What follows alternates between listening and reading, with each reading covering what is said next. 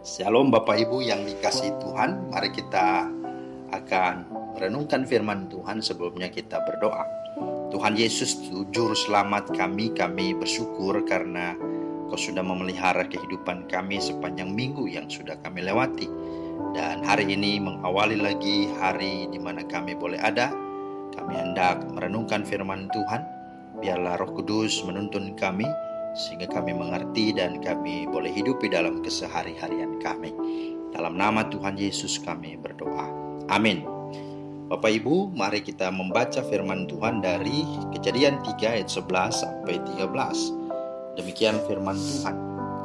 Firman-Nya, siapakah yang memberitahukan kepadamu bahwa engkau telanjang? Apakah engkau makan dari buah pohon yang kularang engkau makan itu? Manusia itu menjawab, perempuan yang kau tempatkan di sisiku, dialah yang memberi dari buah pohon itu kepadaku, maka aku makan. Kemudian berfirmanlah Tuhan Allah kepada perempuan itu, apakah yang telah kau perbuat ini? Jawab perempuan itu, ular itu yang memperdayakan aku, maka aku makan. Itulah firman Tuhan yang menjadi dasar perenungan kita saat ini. Tema kita pada saat ini adalah kambing hitam. Tema kita kambing hitam. Nah Bapak Ibu, kambing yang bukan kambing itulah kambing hitam. Dan di tengah zaman akhir ini, ditambah lagi di tengah situasi politik bangsa, bahkan dunia yang mengglobal ini, istilah kambing hitam sering dimainkan, bahkan sangat ampuh atau efektif untuk memuluskan segala cara dan kepentingan apapun yang tentu bersifat negatif, provokatif, yang sangat kontraproduktif. Nah, seperti apa jelasnya kambing hitam itu? Maka melalui renungan hari ini, kita akan memperhatikan ada 3 hal. Yang pertama, biasanya kambing hitam itu dicari dan dipakai oleh orang-orang yang terjepit, yang ketahuan kesalahannya tetapi enggan atau tidak mau menanggung akibatnya. Seperti kisah Adam dan Hawa yang disingkapkan dan diungkapkan oleh Alkitab, yang barusan kita baca. Barangkali inilah mungkin cerita tentang kambing hitam pertama kali ada dan pertama diperkenalkan. Berarti umur atau usia dosa tentang hal kambing hitam itu sudah sepanjang umur Adam dan Hawa rupanya. Wah. Nah, perhatikan, Adam telah melanggar perintah Tuhan. Ia ketahuan. Namun daripada mengakui dan menyesalinya, ia malah melemparkan kesalahan kepada Hawa. Bahkan sepertinya juga ia melemparkan kesalahan kepada Tuhan. Nah, perhatikan di dalam firman Tuhan, dia katakan, perempuan yang kau tempatkan di sisiku, dialah yang memberi dari buah pohon itu, maka ku makan. Nah, inilah ya manusia, bahwa rupanya sifat ini sudah memang turun-temurun dari nenek moyang kita Adam ya. Padahal waktu Hawa atau perempuan ini diberikan kepadanya, dia berkata, inilah dia tulang dari tulangku, daging dari dagingku. Ia dinamai perempuan karena dia diambil dari padaku ya, dari laki-laki. Tapi ketika ada masalah, wah dia begitu ya cepat dan teganya berkata bahwa ini gara-gara perempuan ya. Bahkan dia berkata juga Tuhan yang tempatkan perempuan itulah, seolah-olah Tuhan dia salahkan. Nah, itu yang terjadi. Tapi bagaimana dengan Hawa? Nah, rupanya Hawa juga begitu. Ia tidak mau begitu saja menerima kesalahannya. Ia juga melemparkan kesalahan. Dia berkata, ular itu yang memperdayakan aku, maka aku makan. Waduh. Ya, kasihan jadinya si ular. Ya, kenapa? Karena tidak ada yang bisa ia kambing hitamkan. Dan itulah ya yang terjadi ya. Nah, pada akhirnya kita tahu ya, ending dari cerita itu semuanya akhirnya mendapat hukuman dan diusir Allah dari Taman Eden. Nah, itulah bicara tentang kambing hitam yang pertama. Biasanya dicari dan dipakai orang-orang yang terjepit, yang ketahuan kesalahannya tetapi enggan atau tidak mau menanggung akibatnya. Nah, kambing hitam yang kedua dikatakan biasanya juga dicari dan dibuat oleh orang-orang yang tidak bisa berpikir panjang. Ya, mereka melihat dan mengalami sesuatu lalu mau mencari gampangnya gitu ya. Nah, konon ada satu cerita ya, ini cerita ya dongeng saja. Ketika setan datang kepada Tuhan, ia mengeluh Setan berkata, Tuhan, manusia itu suka enaknya sendiri. Kenapa, kata Tuhan? Mereka kok yang korupsi, mereka yang mencuri, mereka yang melakukan kejahatan ini dan itu, tetapi akulah yang disalahkan, kata setan. Kemudian apa kata Tuhan? Tuhan juga menjawab, bukan cuma kamu, Tan, katanya. Ya, kepadaku juga, kata Tuhan. Kenapa?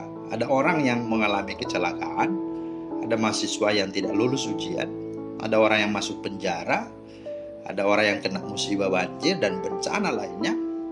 Mereka kemudian bilang, ya namanya sudah kehendak Tuhan. Ya, itulah kata mereka. Nah, inilah konsekuensi, ya kata mereka apa? Dari mengikut Tuhan. Artinya apa? Ya harus menderita, ya, dan harus pikul salib. Ya itu. Ya, jadi mereka menggampangkan saja masalah itu dengan menyalahkan, ya, setan saja, begitu ya. Ya, dan bahkan Tuhan pun diikut sertakan untuk kompromikan semua atau semacam permisif dari sifat atau kelakuan mereka, begitu ya. Nah, itulah yang kedua. Nah, yang ketiga, ya, kambing hitam biasanya juga dicari dan dibuat oleh orang-orang yang merasa terancam, yakni mereka yang sudah sempat berkuasa, dihormati dan termanjakan dengan fasilitas, dengan kekuasaan yang sebenarnya bukan haknya, lalu khawatir akan kehilangan semua itu. Nah, inilah contoh kambing hitam yang ketiga. Nah, contoh yang paling dekat adalah apa yang dialami oleh Tuhan Yesus sendiri.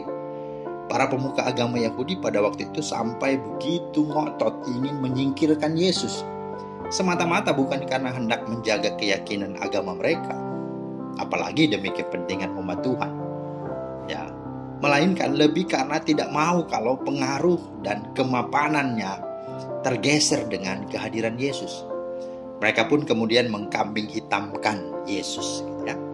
Nah, begitulah orang kalau sudah diperbudak oleh pengaruh dan fasilitas, segala cara di matanya akan menjadi halal. Yang penting keinginannya terpenuhi dan ia sendiri tetap dengan kenyamanannya. Suara teriakan orang banyak, salibkan dia, sesungguhnya berawal dari sana. Nah, saya pikir dan saya rasa hal kambing hitam dalam poin ketiga ini sangat relevan dengan situasi politik bangsa kita saat ini. Banyak sesungguhnya tokoh dan para mantan pejabat di bangsa ini seharusnya menjadi teladan, seharusnya ikut turut membantu atau bahu-membahu, ya, dalam menangani kesulitan yang dialami bangsa ini akibat, ya, virus corona. Bahkan juga dampaknya kepada ekonomi dan kepada sosial atau kepada masyarakat. Tetapi yang terjadi, ya, terlepas dari salah atau benarnya, adalah mereka mengkambing hitamkan pemerintah, khususnya presiden dengan jajarannya dan kebijakannya, dengan membuat isu bahwa pemerintah antek asing lah, bahkan, ya, dengan TKA, tenaga kerja asing Cina, itu wah banyak mereka goreng untuk, ya, memprovokasi. Bahkan ironisnya tuduhan mereka bahwa pemerintah mau menghidupkan kembali yang namanya PKI, begitu ya. Nah, ini kan konyol dan keterlaluan, ya. Tetapi itulah kisah tentang kambing hitam, kambing yang bukan kambing, ya. Maka kesimpulan dan sikap kita, maka jadilah pribadi yang bertanggung jawab, jadilah kesatria yang berjiwa besar. Katakanlah ya kalau itu ya, dan katakanlah tidak kalau itu tidak. Jangan lagi mencari kambing hitam. Terlebih kata firman Tuhan, akuilah Tuhan dalam segala lakumu, maka ia akan meluruskan jalan. Amsal 3:6. Dengan kata lain, jika ada kesalahan dan pelanggaran atau dosa, akuilah dan tinggalkan itu. Sebab Tuhan berkata orang yang demikian akan disayangi. Bahkan tidak hanya disayangi, tetapi akan diampuni dan diberkati. Amsal 28 ayat 13, 1 Yohanes 1 ayat 8 sampai 9. Kan itu mari, jadilah orang yang sungguh-sungguh memiliki pribadi dan karakter yang betul-betul berintegritas dan hidup dalam kebenaran dan bagaimana memuliakan Tuhan. Tuhan Yesus memberkati kita semua. Amin.